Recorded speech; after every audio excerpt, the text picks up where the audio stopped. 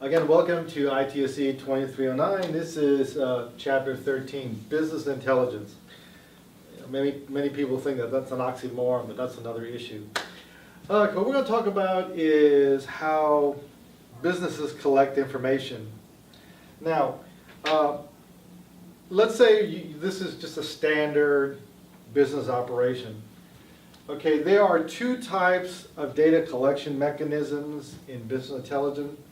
So in 1 month, you got 30 days of business. So every day you're tracking all the events. So you're tracking all the transactions. Okay? Now, at the end of the month, you have some kind of summary level. And you're going to do an analysis on this level.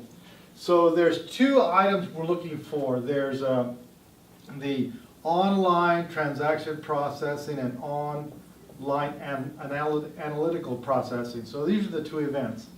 So you have collecting data every month and then doing the analysis that you do every month. So those are the two things that we're going to look at. Now, what we're looking here also is as you're doing this analysis, you use the information to do predictive work. So if you sold 30 units of something this month, the analysis is you're going to think of selling 30 units next month. But that's not always true because there's a lot of seasonal adjustment.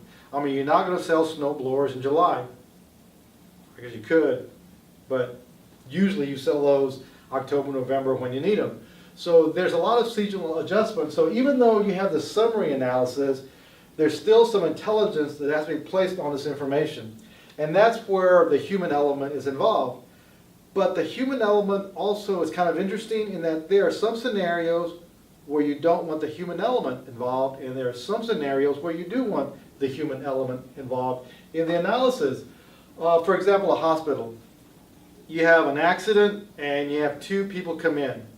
You have a 60-year-old and you have a 6-year-old. But you have limited resources at the hospital.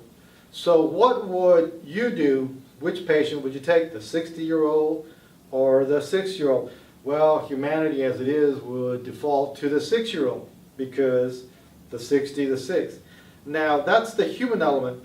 Now, in the business intelligence side, where you're going to try to do analysis on cost recovery, well, the system would say, you know, if I spend X amount of dollars on the 60-year-old, I'll be able to get my money back because he'll be productive right away.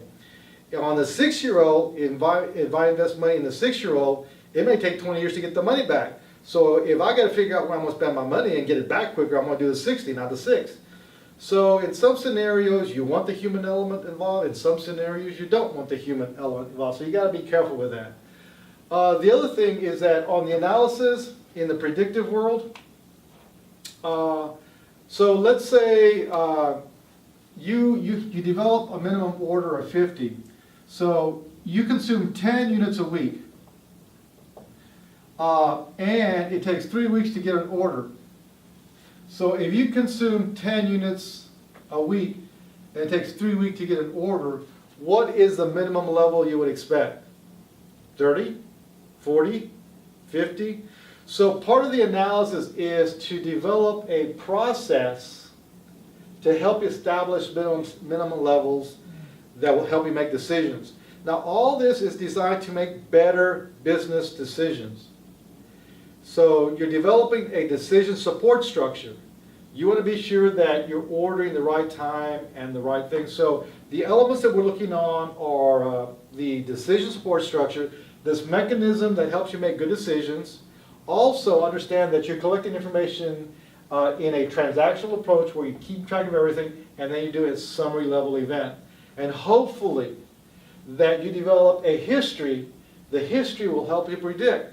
Now that's kind of interesting because in the business intelligence world, most businesses have the October 1 year to September 30 year. Okay, that's the business year. So usually somewhere around January is where you begin to create the business for the following year. So somewhere around June or July, you complete the package, and that's when it gets hammered out. You know, that's where you negotiate everybody. So usually what you want to do is, since the business year begins October 1, you want to have everything in place somewhere around September 15th. Because, you know, you have to implement it and everything has to be initialized so you can run it for the first pay period come October 1.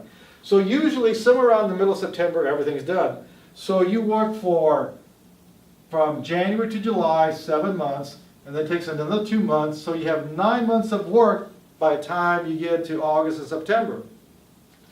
And then it's going to be implemented. Now, so the scenario I'm trying to get to is when I was doing this kind of work, I did an analysis, and history said that we had a 7% delta change. So when we prepared the budget, we said, well, we're going to do 7 years. You know, that means we may have to hire people, do resources, get all kinds of goodies.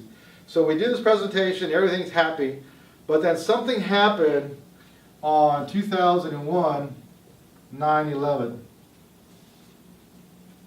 Everything that we had planned all of a sudden goes, okay, that ain't gonna work. So immediately after the budget was passed, they froze everything at prior levels because we didn't know what was going to happen. If this got out of control and there was some military action, we may have staff that was lost, so we didn't know what was going on, and everybody kind of got paranoid and just kind of froze everything. So no matter how well you prepare, you always have to have a plan B in mind, and that's what I'm trying to get to here. So even though you plan for the best, you prepare for the worst. And that's something that people tend to forget. And that concludes this section.